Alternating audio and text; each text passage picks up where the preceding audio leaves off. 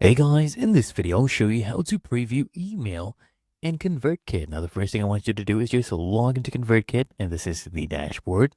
All you want to do is click on send here. You'll get this drop down. Click on broadcast. So you'll see the different email broadcasts we have created. I'll go ahead and edit this one. So click here on edit. And then all you need to do on this page, you'll get a button to go ahead and preview.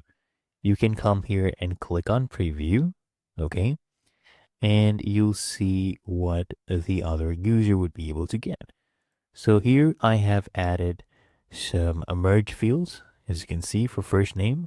Let me remove this and I'll show you what it would look like. There we go. Let's go ahead and preview that.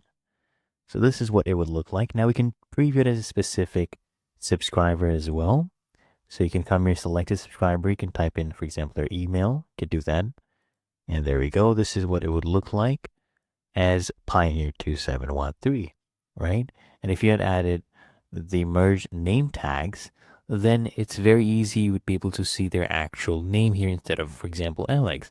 But anyways, that is how you preview emails in ConvertKit.